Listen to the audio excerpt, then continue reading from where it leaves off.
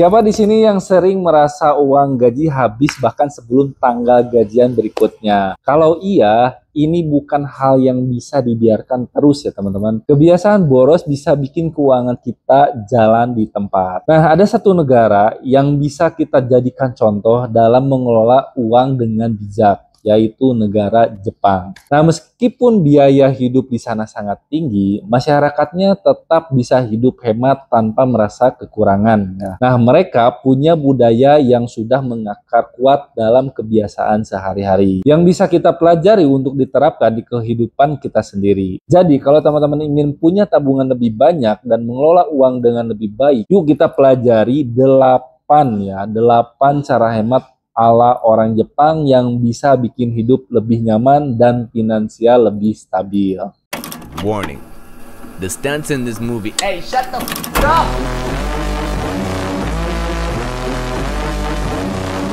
Yang pertama yaitu KonMari lifestyle atau seni hidup minimalis. Nah, bayangkan teman-teman pulang ke rumah setelah seharian bekerja, saat membuka pintu, yang terlihat adalah tumpukan barang di meja, lemari penuh sesak, dan ruangan yang terasa sempit. Itu rasanya sumpek ya teman-teman. Nah, di Jepang, orang-orang sangat memperhatikan kerapihan dan kesederhanaan dalam hidup mereka. Nah, salah satu cara adalah dengan menerapkan KonMari lifestyle, yaitu metode beres-beres yang diperkenalkan oleh Marie Kondo ya. Prinsipnya sederhana, hanya simpan barang yang benar-benar memberikan kebahagiaan dan sering digunakan. Kalau tidak memberikan manfaat atau tidak pernah dipakai, sebaiknya disingkirkan, bisa dijual, didonasikan, atau bisa dibuang. Nah, dengan cara ini, rumah jadi lebih rapi, pikiran lebih tenang, dan yang terpenting teman-teman jadi lebih sadar saat ingin membeli sesuatu. Tidak ada lagi kebiasaan menumpuk barang yang akhirnya cuma jadi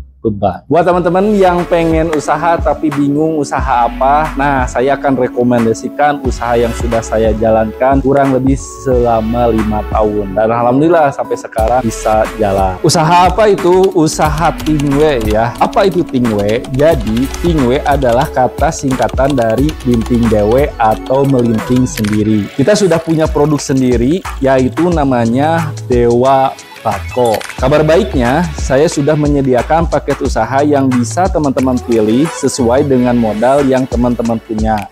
Nah, untuk modalnya sangat-sangat minim ya, mulai paket usaha modal 1 juta, 2 juta, 3 juta, sampai program buka toko yaitu 6,5 juta. Alhamdulillah ya, sudah ada di beberapa kota juga yang sudah buka sampai sekarang, alhamdulillah masih berjalan. Ini juga bisa jadi peluang usaha buat teman-teman yang di daerahnya yang belum ada usaha Tingwe ini. Gimana caranya? Caranya sangat simpel ya teman-teman. Teman-teman tinggal langsung aja klik link yang ada di deskripsi atau bisa hubungi nomor saya ya. Nanti teman-teman bisa telepon ataupun video call. Nanti akan sharing-sharing, saya akan sharekan juga pengalaman-pengalaman saya.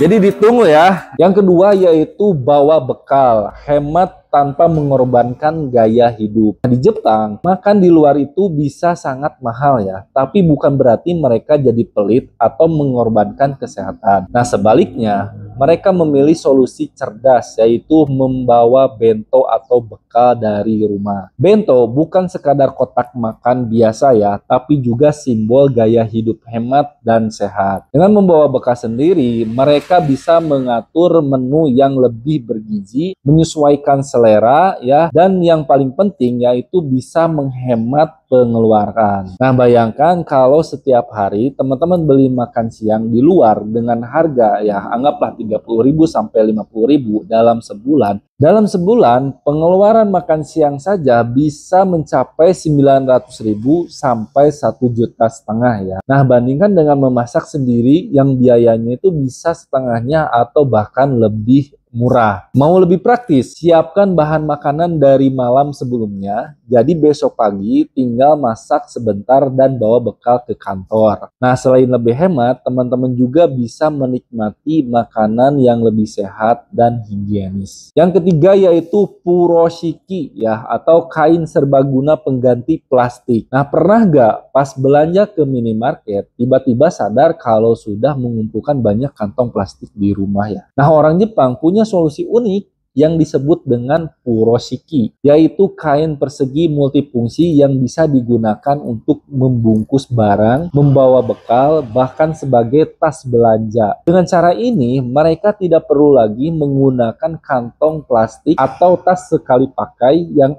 akhirnya hanya jadi sampah. Nah, menariknya, furoshiki ini bisa dilipat dengan berbagai cara sesuai kebutuhannya. Bisa jadi tas belanja, terus perbungkus kado, atau bahkan dijadikan dekorasi rumah. Nah, selain hemat, ini juga cara yang ramah lingkungan. Nah, teman-teman bisa mulai kebiasaan ini dengan menggunakan kain yang ada di rumah, seperti kain batik ya, batik kecil. Terus selain mengurangi pengeluaran untuk kantong plastik, teman-teman juga ikut berkontribusi menjaga lingkungan. Yang keempat yaitu punya lemari kecil ya, beli barang dengan bijak intinya. Pernah merasa lemari penuh, tetapi tetap merasa nggak punya baju yang cocok dipakai. Nah, orang Jepang itu punya prinsip lebih baik memiliki sedikit barang berkualitas daripada banyak barang yang tidak terpakai. Nah, karena itu mereka cenderung memilih lemari kecil sebagai cara untuk membatasi jumlah barang yang mereka miliki ya. Dengan ruang penyimpanan yang terbatas, mereka otomatis jadi lebih selektif dalam membeli barang. Daripada membeli 20 baju yang jarang dipakai, mereka lebih memilih 5-10 baju berkualitas yang nyaman dan tahan lama. Teman-teman bisa mulai menerapkan kebiasaan ini dengan merapikan lemari dan hanya menyimpan pakaian yang sering dipakai, sisanya bisa dijual atau disumbangkan. Nah, dengan cara ini teman-teman itu tidak hanya menghemat ya, tapi juga mengurangi waktu yang dihabiskan untuk memilih pakaian setiap hari. Yang kelima yaitu berani belanja barang second ya. Nah, ini hemat tanpa gengsi. Nah, di Jepang membeli barang bekas atau second hand sudah menjadi gaya hidup. Mereka lebih memilih membeli barang yang masih bagus dengan harga murah daripada menghamburkan uang untuk barang baru yang mahal. Mulai dari pakaian, perabotan, hingga elektronik. Nah, semuanya bisa ditemukan di toko second ya dengan harga yang jauh lebih terjangkau. Bahkan banyak barang branded ya dengan kondisi hampir seperti baru dijual dengan harga yang miring. Nah, di Indonesia tren belanja barang second juga mulai berkembang ya. Teman-teman bisa mencari barang berkualitas di thrift shop atau di marketplace online. Yang penting pastikan barangnya masih layak pakai dan sesuai kebutuhan. Yang keenam yaitu menanam sayur sendiri ya. Siapa sangka banyak orang Jepang yang tinggal di apartemen kecil tetap bisa menanam sayuran sendiri. Dengan teknik vertical garden atau hidroponik ya, mereka bisa menanam sayuran di lahan terbatas. Hasilnya mereka tidak perlu sering membeli sayur di pasar. Nah, jadi bisa lebih hemat dan tentunya lebih sehat juga. Teman-teman juga bisa mencobanya. Mulailah dengan tanaman sederhana seperti daun bawang, daun cabai, atau tomat yang sudah dirawat. Nah, selain menghemat pengeluaran, menanam sayur sendiri juga bisa menjadi aktivitas yang menyenangkan dan mengurangi stres. Yang ketujuh yaitu menggunakan barang multifungsi, satu barang yang banyak manfaat. Nah, orang Jepang itu sangat pintar dalam memilih barang yang bisa digunakan untuk berbagai keperluan. Ya, contohnya seperti sofa ya. Bisa digunakan sebagai sofa di siang hari dan tempat tidur di malam hari. Contoh lagi, misalkan meja lipat bisa digunakan untuk saat bekerja tapi mudah disimpan saat tidak dipakai. Terus ada blender serbaguna ya. Itu bisa untuk jus, menghaluskan bumbu, hingga membuat adonan kue. Dengan memilih barang yang multifungsi, mereka bisa menghemat ruang dan uang daripada membeli banyak barang dengan fungsi terbatas. Nah, lebih baik berinvestasi pada barang yang memiliki banyak yang manfaatnya ya teman. Yang kedelapan ini yang terakhir, tidak kenal gengsi ya. Hidup untuk kenyamanan bukan untuk pamer ya. Satu hal yang membuat orang Jepang bisa hidup hemat adalah mereka tidak peduli dengan gengsi. Mereka lebih memilih kenyamanan dan fungsi daripada sekadar gaya hidup untuk pamer. Misalnya, meskipun mereka mampu membeli mobil, banyak yang tetap memilih menggunakan transportasi umum karena lebih praktis dan hemat ya. Mereka juga tidak gengsi membawa bekal ke kantor atau menggunakan barang second selama itu masih berkualitas. Jika teman-teman bisa mengurangi tekanan sosial untuk selalu tampil wah, nah kita akan lebih mudah untuk mengatur keuangan dan menabung untuk hal-hal yang lebih penting seperti investasi, terus dana darurat, atau dana untuk liburan impian teman-teman. Kesimpulannya, dari semua tips di atas, mana yang paling menarik ya buat teman-teman coba? Atau mungkin sudah menerapkan salah satunya? Nah, share di kolom komentar ya.